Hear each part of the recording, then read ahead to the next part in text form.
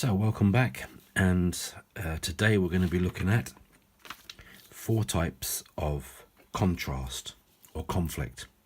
By contrast we kind of mean opposites really. First one we're going to look at is line, which is straight lines. You can see here we've got verticals, horizontals, diagonals, smaller lines, thicker lines, and the curves. So here you can see the different types of curves. These are just examples of conflict that you might have. I'll give you an example as a painting. So in this painting you can see curves. Okay, so you can see the curved lines coming in here. It's a curve here. And then you can see lines. So we've got these lines suggested in the grasses. That gives contrast. By adding these lines, it improves the overall composition.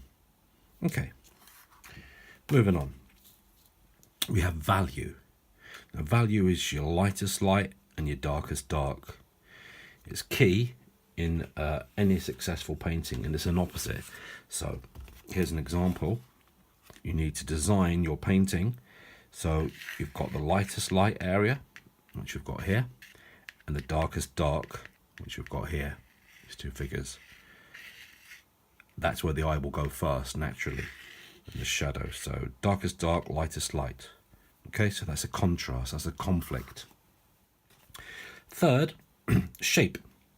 So it might be round or angular type shapes, and here's an example of those types of shapes that we could spot. So here we've got a circular shape here, and we've got angular shapes. Obviously rectangles are angular shapes. Yeah, with the round, if you like, or the oval of all of the heads. Yeah, they contrast obviously with the angular shapes. We've got some triangular type shapes in there. So that's what we mean. So let's just move that to one side. And finally in this part, because I want to keep these videos short, there are 4 types of contrast here. We're going to look at size. So the size, so big sizes and small sizes. Okay, large and small. They don't necessarily need to be rectangles. They could be any size, shape, as long as we've got size. So here, if we take this large side of this building, that's a big square or rectangle, and then we've got smaller ones, and they're all over. So they give contrast. So you've got the large block and the smaller block in this example. Okay, so recapping, we looked at opposites of curves and lines. Okay, so curves and lines as opposites. Then we looked at lightest light and the darkest dark. If you've got them in your painting, you're kind of halfway there. You can spot as well. We're going to go on to the next one in terms of shapes. We've got lots of these oval shapes in the heads, and then everywhere we've got these rectangles. So there's another contrast and a conflict. We said we had it there we go, with these shapes of ovals, and this time we've got angular shapes. And the final one that we need to look at that we had was the size of large. So you had a large size there and smaller of the same, so smaller rectangles.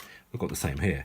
We've got large rectangles and small rectangles in the windows, and we've got the same here, large rectangles and small rectangles.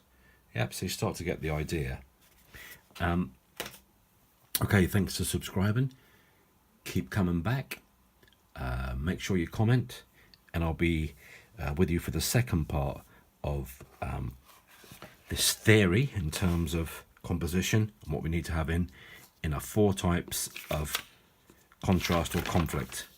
We'll move on to them next.